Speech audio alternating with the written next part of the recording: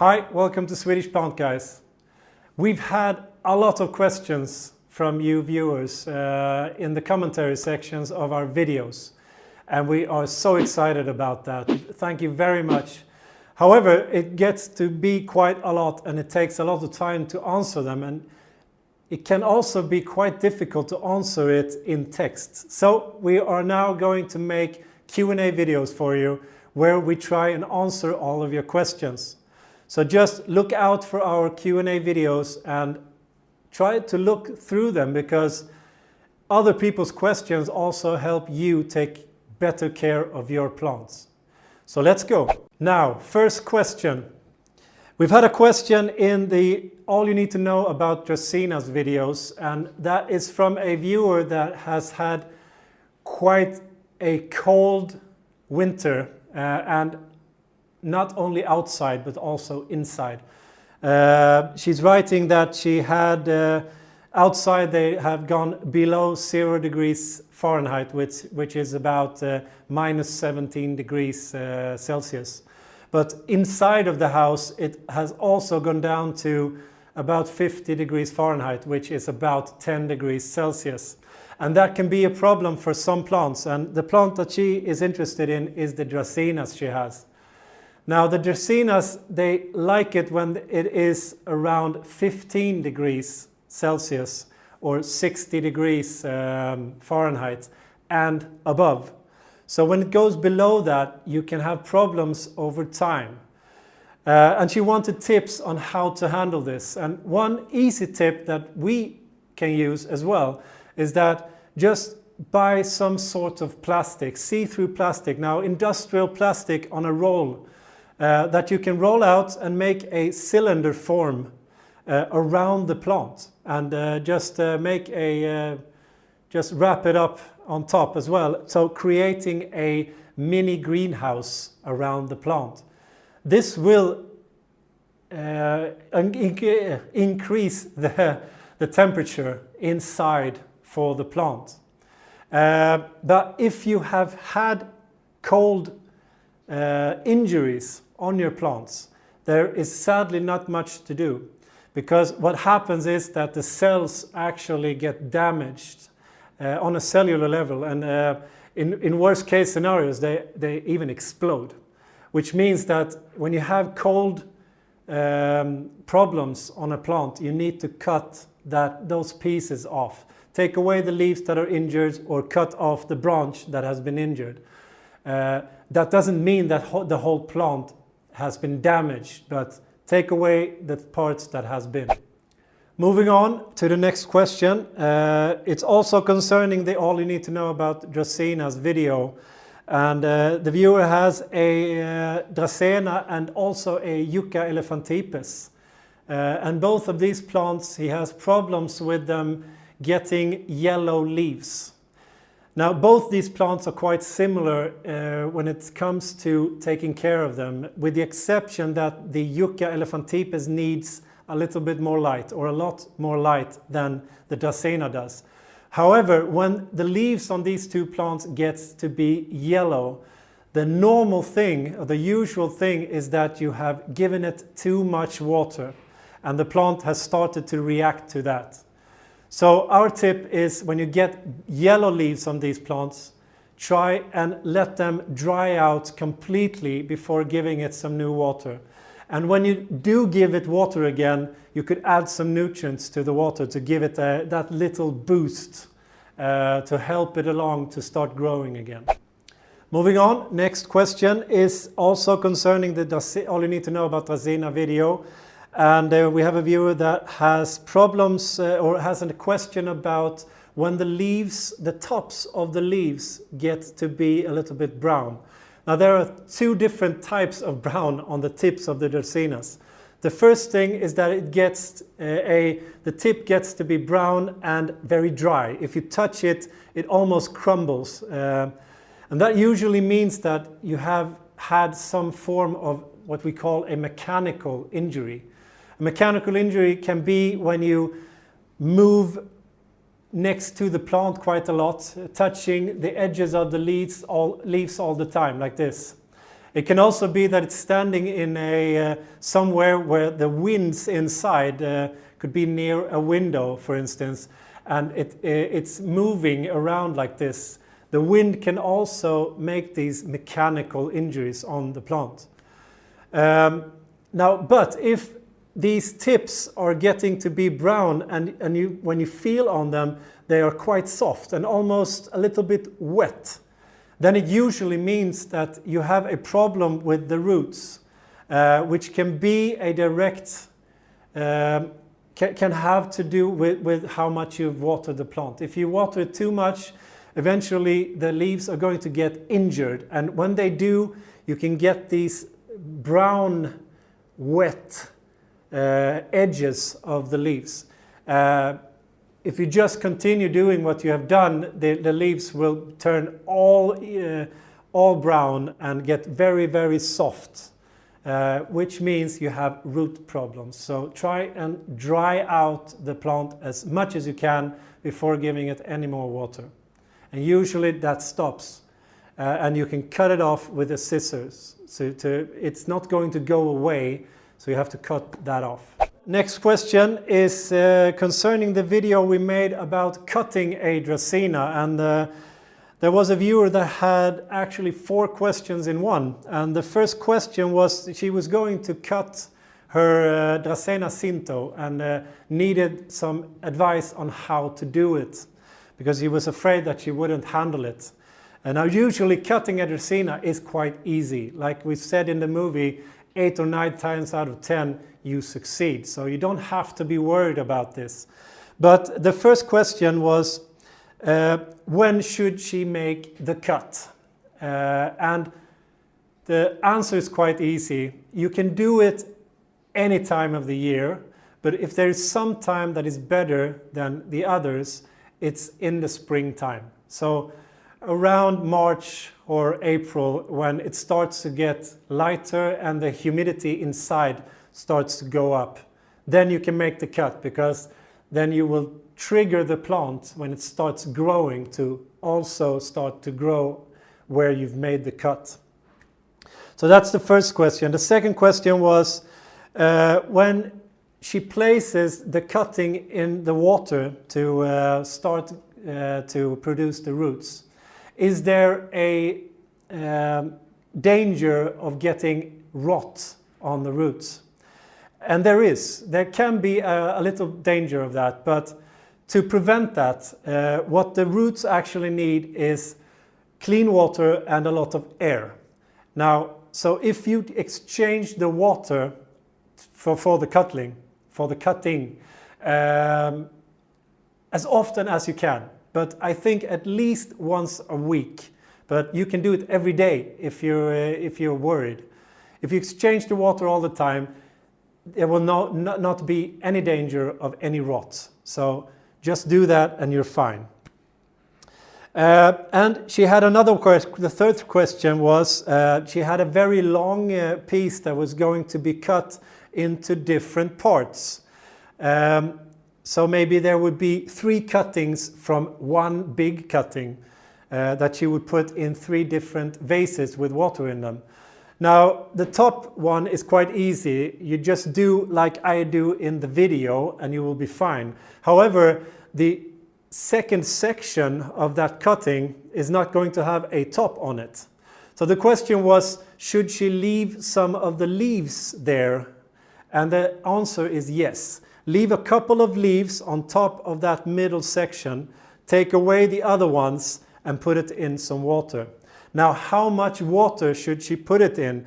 A couple of centimeters is enough. You don't have to have a lot of water, maybe between 5 and 10 centimeters of water, also depending on how large your cutting is.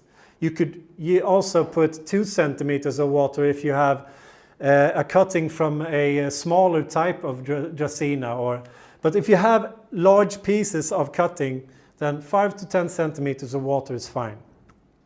Now the last question is if she should put some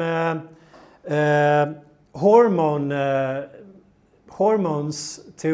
in the water to help the roots to come out and help the roots to get strong. We have never done this and we've never had any problems. So my answer is quite simple. If you want to try that, then do, but I don't think it's needed. At least not when you're talking about a Dracaena. Just exchange the water frequently.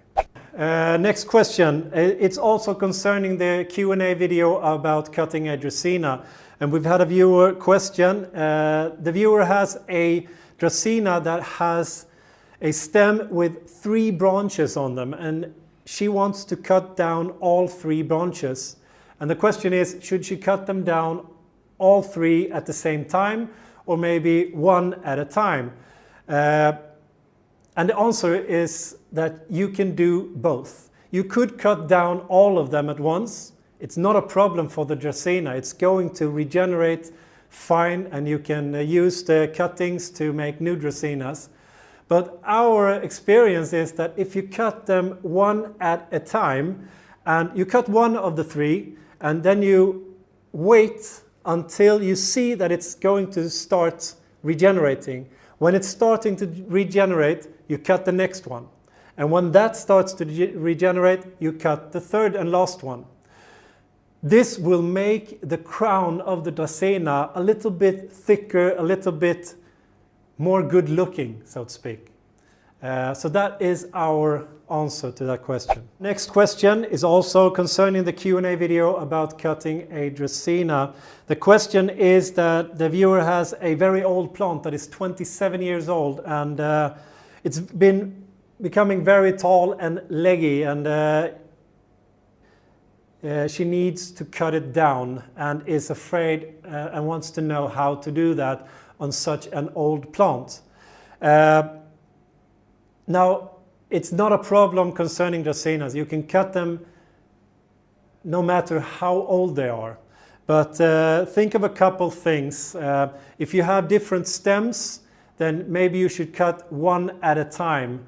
And if you want to use the cutting from this stem, you can probably only use the top parts that is still green and not the very brownish thick stems that has been growing for a lot of years.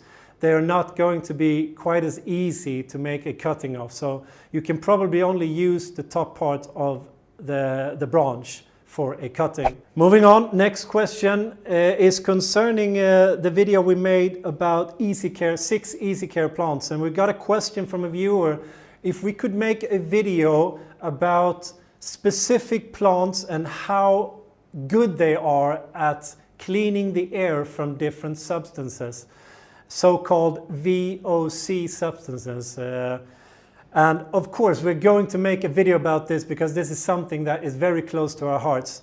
So just keep watching, and there will come up a video where we take up the issue about which plant to choose if you want to help clean your air inside of the house.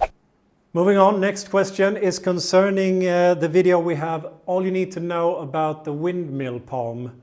And the question there was, is it supposed to be droopy like that? And I think it's concerning the smaller Windmill Palm we have in the video. Instead of the leaves looking like this, they're actually hanging a little bit like this. And it looks a little bit droopy. And we don't have, it needs to be like that in the southern parts of Sweden because we have a very windy climate.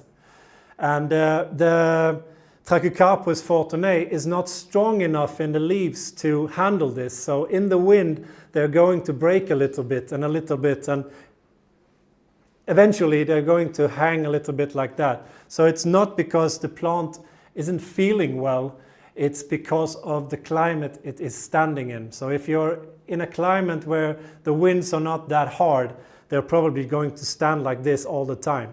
But in the southern parts here in Skåne, we can't do that. So they have to look a little bit droopy. Now, there is another version of the Trachycarpus called Trachycarpus wagnerianus, and also called Siberian Trachycarpus, which is even harder in the leaves. It costs a little bit more, this variation of the plant, but it has harder leaves and is even more frost hardy than the Fortuné. So if you can buy the Vagnorianus instead, we actually recommend that plant because it's very, very frost hardy and doesn't look droopy after a while. Moving on, next question is concerning the video we have about pumice or volcanic rock. And the question was, how do I water on the stones or on the volcanic rock? Now, we have the cutting here that we made taken from another video. And it's quite easy. You can water any way you want on top of the rocks. However, there are some plants that are quite sensitive about watering next to the stem. So our advice is, when you water it, try and water around the stem and not on the stem. Otherwise, you can just water anywhere you want to on the pumice, because it's going to go through all of the pumice. It's going to suck up as much as it can, and all the excess water is going down to the bottom. So just avoid watering on the stem of the plant, then it's fine. Moving on, next question is also concerning the video about pumice or volcanic rock. And the question was, do you have to repot the plants more often since the roots grow faster? And the answer to that is no, you don't. The plant needs a certain amount of substrate. And if that substrate is soil or if it's pumice, doesn't matter. But in pumice, you're going to have more roots and more healthier roots than you're going to have in soil. And also they're going to grow out a little bit faster, but you don't have to repot it more often. Next question, also concerning the pumice, the video about volcanic rock. And the question is, could you tell which brand of pumice you use? Now, the brand we use is called Hekla Grow. And I think it's only sold here in Sweden. So if you're in Sweden, you can probably acquire it over the internet, but I'm not sure if they ship it anywhere else. But you can probably buy something similar to this in your country. What you need to look for, though, is that you don't buy pumice that is only pumice. Because the pumice itself is a hard mineral. It has no nutrients added at all. So the plants are not going to like that. You need to have something that has been prepared. The pumice has been prepared. Now the pumice we use, called Hekla Grow, has been added some clay and also some small nutrients, some long-term nutrients pellets to it.